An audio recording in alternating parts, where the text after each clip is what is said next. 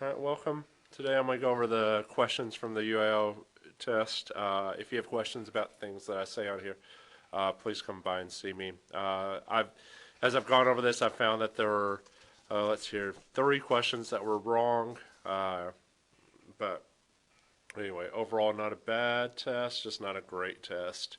Anyway, hopefully the one you're given at district and at regional will be a lot better than this one because it just has some mistakes on it. So anyway, the first question says, which of these is not likely to exist?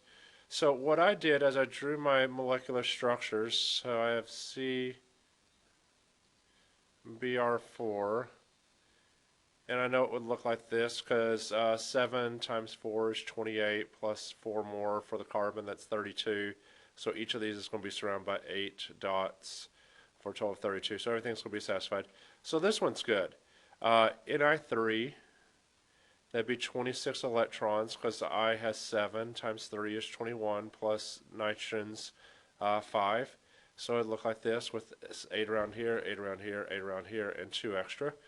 And this does exist, okay? This is one of the ones I disagree with the AP, or not AP test, but with the UIL test on, because they say that this one doesn't exist, but it does. I looked it up online, and this is actually a valid compound. B2O3, that'd be 6 electrons, 3 times 2, and then oxygen is 18, so that'd be 24 electrons. So I'm going to think it's something like this. So I always satisfy the outside first. Let me put a bond there. So it's 8, 10, 12, 14, 16, 18, 20, 22, 8, 16,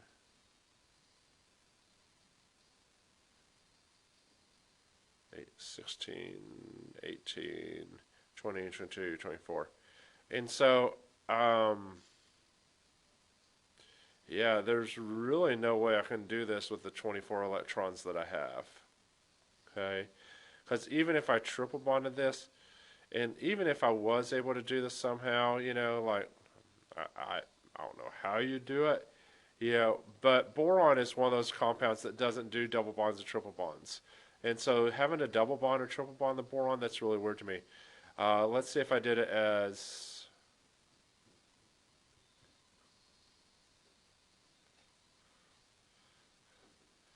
So that's 2, 4, 6, 8, 10, 12, 14, 16, 18, 20, 22, 24. So that part works. But yeah, this one here, weird to me, okay? Let's keep on looking. So I have H2S. That's going to look exactly like water. So this is a good compound here, 8 electrons. And then last but not least, I have the CF2. That'd be 14 plus 4 would be 18. So I'd have 8, 16, 18. And so I'd have to have a double bond here. But we remember that fluorine doesn't really usually double bond. I can't think of a time that I've seen a halogen double bond because it only needs 1 more electron in order to be satisfied. And so this one here is looking bad to me also. So I would say that there are possibility of 2 wrong answers. I think this one's the definitely wrong answer. But depending upon how you write this compound here, this one does work, but that one there does not work. Boron doesn't need to be satisfied. That's why I'm not double bonding it here, because boron's one of those weird elements that doesn't have to be satisfied. Anyway, so they said the right answer was this one, but I think the right answer for which one doesn't exist is that CF2. Okay. All right, on to easier things. I have N4H4 plus N2O4 versus N2 and 4 H2Os. So I started by balancing the 8 O's, so that gives me 4 of those, and that gives me 8. So I need 2 there, so that's 8 plus 2, that'd be 10, so I need 5. And they want to know the what? Water? Yeah, water, so it's the 4. Okay. Atom has 16 electrons, another atom has 18 electrons.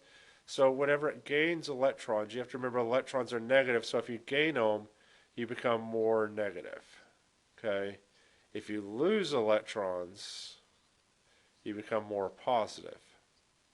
Okay? So since it gained electrons, because it had 16 and now it has 18, that means it becomes more negative. So it has to be either D or E, because it gained electrons. It did not gain protons because it's the same element. The other thing you have to remember is that whenever you gain electrons, because electrons are negative, if you gain more negatives, they're going to repel each other, which is going to make it a larger atom. Because the pull from the nucleus, the Zeph, has stayed exactly the same. It's just that you have more repulsion. Remember that with atoms, we're always concerned about aerial. We're worried about the attraction of the nucleus towards the electrons, the repulsion of the electrons to each other, and the energy levels, how many rings it has. Well, this has the same number of rings, so I can't look at that one because it's still in the same orbital. It has the same attraction because it's the same atom, so it has to boil down to the repulsion. And because I gained electrons, I gained repulsion, which is going to make my atom larger. So that has to be D. The ion is larger. If I lost electrons, the repulsion will become less. So yeah. All right, 4. This is just one of those things you have to remember. Whenever you add something to a solute, to a solvent, your freezing point will always go down and your boiling point will always go up. Okay? That's why you add salt to ice to make ice cream, okay? Because it makes the ice colder. That's why if you put ice on your hand and then pour salt on it, it'll cause it to burn your hand. Because it's actually, depending upon how much salt you add, you can actually lower the temperature down to -20, which will cause frostbite. And so I need something where the freezing point, I want to know which one's not true. So I need something where either one of these things is not obeyed. So my original freezing point was 5 degrees Celsius, and my original boiling point was 75 degrees Celsius. So A has a -5, that's good, and has a 78, that's good, because it did the two directions. B has 0 and 76, both those are good, because this went down and that went up, okay? C, this went to 10 and this went to 80. That there is bad, okay, because it shouldn't go up. D, -10 and 82, both of those are good because this one went down and that one went up. E, 2, which is down, and 77, which is up. So that's good, okay? And if worse comes to worse, one of these things is not like the others. That one, okay? All right. On 5, which has 2 double bonds. Here, let's just start with the ones it's not. HCN looks like that. I've drawn that many times. C2H2. I know carbon likes to be bonded to 4 things, so 1, 2, 3, 4. That's what it's going to look like. Anyway, so really it comes down to carbon dioxide, which I know looks like that, or N2O. And here's the thing with N2O. I could either do, it has the same number of electrons as carbon dioxide, so I could either draw it like this, or I could draw it like this. And this is where this question gets mean. The only way to figure out which one's technically right is to use formal charge. Okay? And if we forgot what formal charge is, it's the group number minus the number of bonds minus the number of free electrons, okay? And we want our formal charge to be as close to 0 as possible, okay? And if it's not, if you have 2 that aren't 0, you want it to obey the electronegativity that it should, okay? So let me do this one here. So I have nitrogen, that's in group number 5, minus the number of bonds, that's 2, plus number of free electrons, that's 4. So that's -1. I have nitrogen, that's group number 5, minus the number of bonds, that's 4, plus 0 unshared. So that's +1. I have oxygen, that's group number 6, minus, let's see here, 2 bonds plus 4 unshared. So that's 0. Okay? So this looks weird to me because nitrogen has a lower electronegativity because remember, phone call are your 4 most electronegative. So oxygen has a higher electronegativity than nitrogen. So oxygen should be negative where the nitrogen should be positive. So that being backwards, that's a little strange to me. Okay, so let's look at this one. So I have nitrogen, that's group number 5, minus 3 bonds plus 2 unshared, so that's 0. I have nitrogen, which is group number 5, minus 4 bonds plus no unshared, so that's positive 1. I have oxygen, which is group number 6, minus 1 bond plus 6 unshared, so that's negative 1.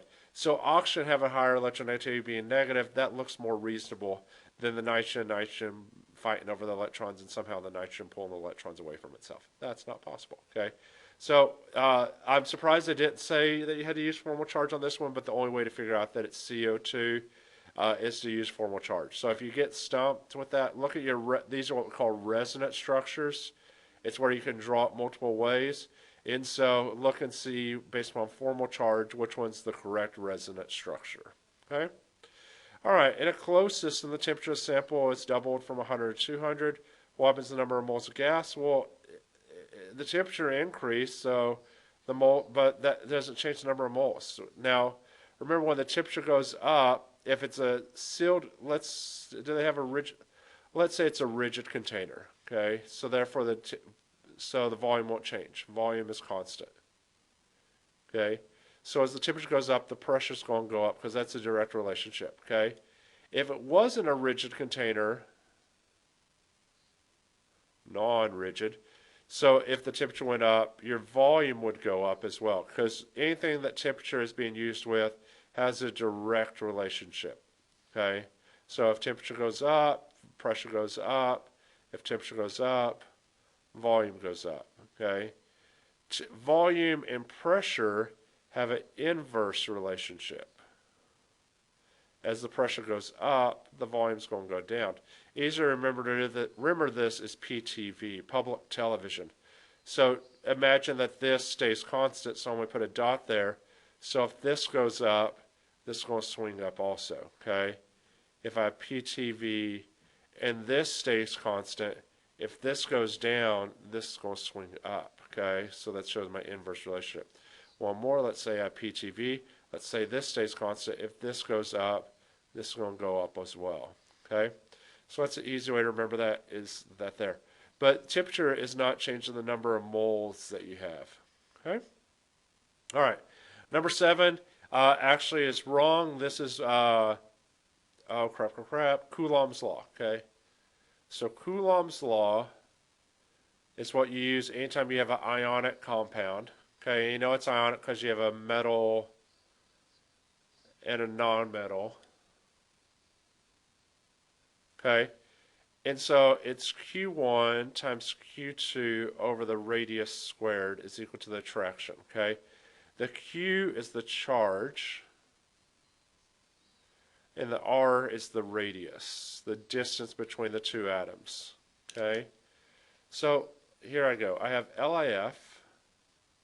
Okay, so this is a 2 ring, and this is a 2 ring. Okay, this is a +1, and this is a +1. So while my charge isn't big, my radius is pretty small. So that's going to give me a pretty large attraction. Okay, which should give me a high boiling point. Okay, I have, let's see here, Ki. So K is a 1, 2, 3, 4th ring, and I is a 5th ring. So those are pretty big atoms there. Anyway, and this is a +1, and this is a -1. Oops, that should be -1. And so this is going to have a smaller attraction, okay? Because as this number becomes bigger, that's going to make this number here smaller, okay? All right, I have, what's my other choices? Ca and O. Ca is a 4th ringer as well, and O is a 2nd ringer.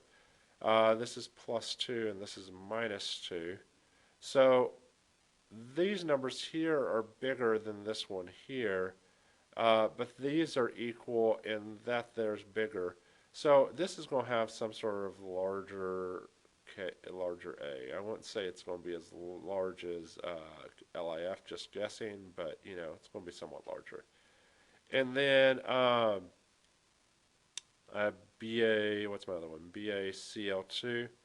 So barium's a 6th ring and chlorine's a 3rd ring. and this is plus 2, and this is minus 1. So, you know, the while comparing these two, to each other, this one's 2 rings higher, but that one's 2 rings lower, but this one has a higher charge there, which is going to make that one have a higher. So this one's going to be my sort of medium one. So my thought is that the Ki is going to be my lowest one, then my BaCl2, and then my LiF versus my CaO. That's going to be a tough decision there, okay? And I actually looked up the data on Google, and I know Google's so handy. And according to Google, there is no right answer here, okay? And so hopefully they toss that question out, okay? All right, equilibrium. Equilibrium means that the forward reaction and the reverse reaction are equal, okay? And it doesn't mean the reaction stopped. It just means that it appears that it stopped because it's traveling in both directions at equal speeds, at equal rates. Okay. Let's see here. Fluorine and chlorine have similar properties because they have the same number of valence electrons. That's why families on the periodic table are arranged the way they are, is because they have the same number of valence electrons in each family. The only thing that doesn't, that's an outlier to that, is helium over here, because helium only has 2, where the rest of its family has 8 valence electrons. But in that first shell can only hold 2, and that's why it's in the first or in that column. But back whenever they originally found helium on the surface of the sun, they thought helium should be right here with the other elements that only had 2 valence electrons. And then they found it on Earth, and they're like, oh crap, it's not a metal, and it's not reactive like those guys are, so they moved it to the other side of the periodic table. Okay? All right, KSP. So I have the compound BaBrO3 2, and it's going to break apart partially into Ba2 plus into BrO3 minus 1. Okay. All right. So I'm looking for the molar solubility of this guy, and I know that its molar solubility is going to be the same as its, and that's going to be the same double of the molar solubility of this. So this is a solid, and this is aqueous, and this is aqueous. And remember that with K, we ignore solids and we ignore liquids. Okay? And we also remember that its products raised to the power of their coefficient over reactants raised to the power of their coefficient. Okay? All right. So therefore, my KSP would be equal to the concentration of barium. I only have one of those times the concentration of the bromate squared. And I could put it over 1. I don't need to, but anyway, because that doesn't matter to me because it's a solid. So now I just plug it in. I know my KSP is 2.43 times 10 to the minus, what was it, 4th, equals x times 2x squared, which is 4x cubed. So I divide that by 4 and then cube root it, and I get a x is 0.0393. And because it's in brackets, that's molarity, which is moles per liter. And then they want it in grams per liter. So 1 mole, and then I just added that all up, is 393.13 grams. And that gave me 15.5 grams per liter. And I know that x is this, so that x is the same as that x, so that's why I'm using it. Okay? All right. FYI, if you had a compound like, just making up trash here, like Fe2O3, that breaks apart partially, this is solid, by the way, again, breaks apart into 2 Fe's, nope, it's 3, and 3O2, 3O minus 2's. Then this one's molar solubility is x, this one's molar solubility is 2x, and this one's molar solubility is 3x, because I always compare it back to this. And so my KSP would be equal to 2x squared and 3x cubed, which is 4x squared, and then 27x cubed. I know, crazy, 3 cubed is 27, which is 108x to the 5th. And then you divide by 108 and take the 5th root. Okay? All right. Number 11. There's an easy way to do this, especially because you got lots of time. So you have the 3HNO2 plus 5H plus something produces 3NO3 minus. And it's annoying that they wrote this on 2 lines, 2 Cr3 pluses and 4 waters. So here's the easy way to do this. Let's just tally stuff up, okay? So if I look on my left, did I write all that right? Yeah, okay, cool. So I have 3 H's and 5 H's, so that's 8 H's over here, and I have 4 times 2, that's 8 H's over here. So that's good. I'm going to do nitrogens next. I have 3 nitrogens here, I have 3 nitrogens here, so that's good. Oxygens. I have, oh, I forgot my chromiums. Oh, no, I didn't. Oxygens. I have 6 oxygens here, and I have 9, 13 oxygens here. So I'm missing 7 O's from this side. So that automatically puts me into either C or D, okay? So now the chromium, I have 2 chromiums over here, and I have no chromiums over here, so I need 2 chromiums over here.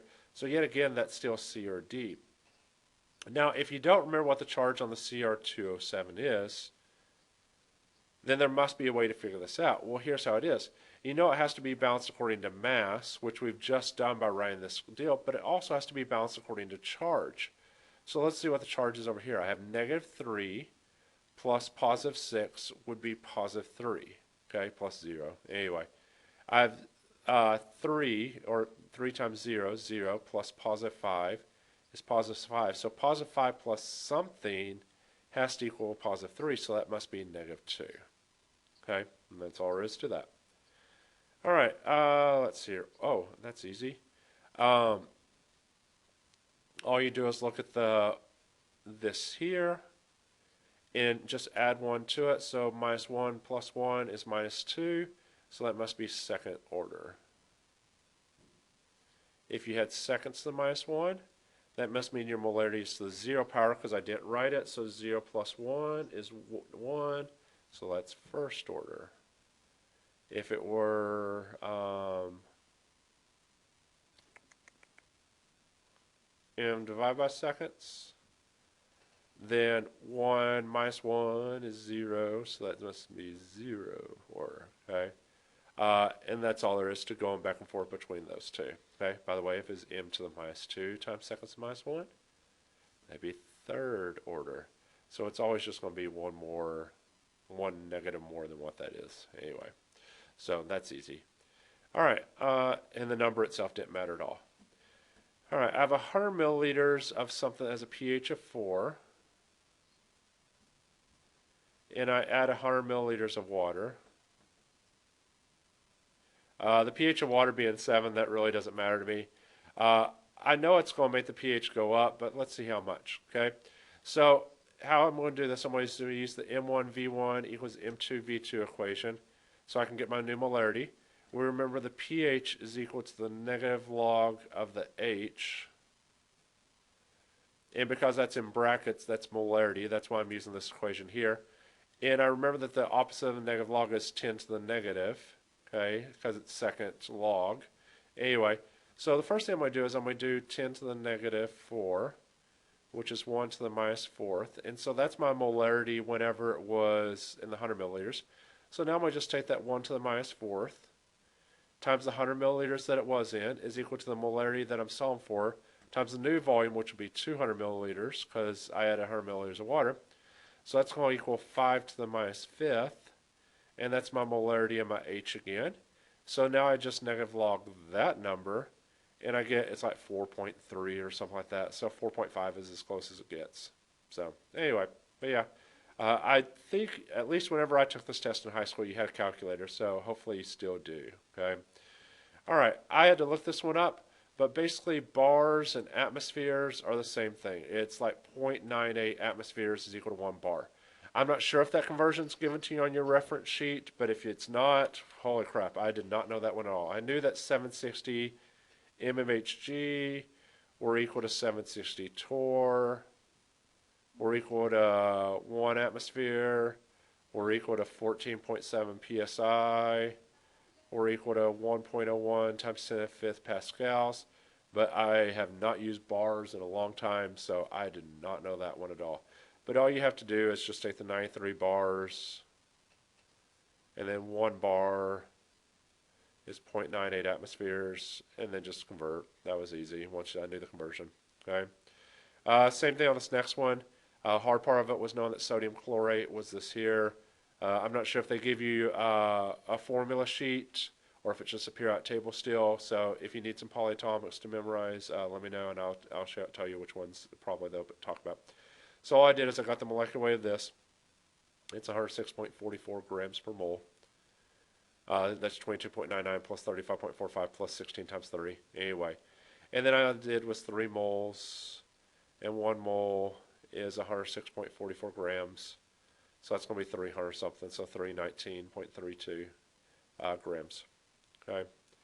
On this next one, I didn't have the reference sheet they give you. There's 2 ways to solve for delta H. There's delta H, which is delta H products, minus the delta H of the reactants. Or you could solve for delta H using bond energy. If you use bond energy, it's the bond energy of the reactants minus the bond energy of the products. My guess is they probably gave you the top one, and so all you'd have to do is take the delta H of the MgCl2 plus the delta H of the H2O. Ooh, that's a horrible O.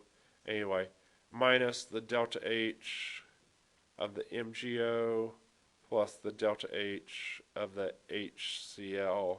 And that one I'm going to have to multiply by 2 because I have 2 of them. And then you just do that. Okay? So, anyway.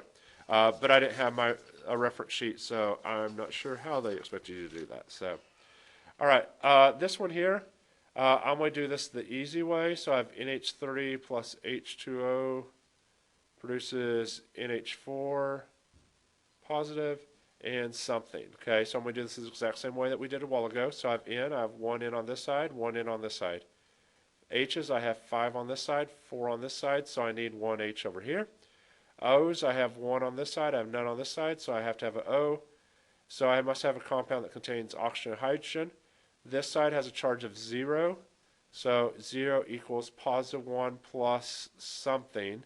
So this must be -1, so OH -1, that's hydroxide. And that's just seeing if you know what hydroxide is. Okay.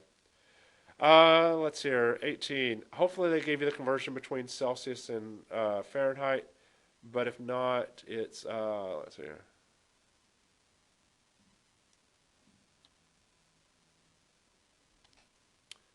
If they didn't, it's 5/9 times Fahrenheit minus 32. So I just took my 100 minus 32, which is 68, multiplied by 5/9, and I got 37.78. But that's in Celsius, and remember whenever we're using gas laws, it has to be in Kelvin, so I added 273 to that, and I got 310.78 approximately. And then they gave me grams, so I used mean white people vacuum rate. So dry ice, the other hard part of this is knowing that dry ice is just frozen carbon dioxide, which is 44.01, times pressure, at normal atmospheric pressure is 1, times volume, that's what I'm solving for, is equal to my grams, which were 5.4, times R, which is 0.0821. If they don't give you that, I'm really sorry, 8 and 310.78. And that's that. And then I plug that in, and that gives me 3.13 liters. Okay. Thompson's plum pudding. He said you had a positive dough and that you had electrons that were just thrown around in there, just like chocolate chips in a cookie. We don't know where they are. We don't believe that anymore. We do believe that we have the positive nucleus, and then the electrons are somewhere around it in these undefined orbitals. So let's see here. Atoms are composed of a small volume filled with matter that carries either a positive or negative charge. Nope, we don't agree with that. The mass of the atom is the sum of its positive and negatively charged. Nope, the mass is the protons plus the neutrons. The electrons don't have mass because they're so freaking small. Anyway, the positive charge of the atom is spread uniformly throughout the volume of the atom. Nope, it's all in the center of the atom, in the nucleus. The negative charges are embedded more or less evenly throughout the mass of the atom. Note, they're mostly out on the rings, on the orbitals. They do every now and then go into the nucleus, which is really weird, but for the most part, they spend their time out on the nucleus. Anyway, or out on the rings. The negative charge of the atoms are present in small subatomic particles that are easily removed from the atoms. Yep, that's true. Okay. All right, last one here. First thing you had to do is write your reaction. It's just a nice little double replacement reaction. Zinc chloride produces zinc nitrate and silver chloride. Then you had to balance it, so I needed a 2 there and a 2 there. Okay, and then I took my 0.55 and equals x over 0.05, and I got 0.00275 moles of this one. And then I did the same thing here with the 0.1 and the 0.15, and I got them both into moles, so it's 0.015 moles of this one. And then I did my this is a Rice diagram, by the way. That's initial change in excess. So if I have 0.015 of this one, I need 0.03 of this one because I need double the amount, and I don't have that. So I know I'm going to lose all 0.0275 of this one, and so I'm going to lose, what would that be, 0.01375, because I had to divide this by 2. Anyway, so that's going to leave me with none of that, and that's going to leave me with 0.0125, I think. Anyway, I realized that wasn't important, so I didn't solve that part of it.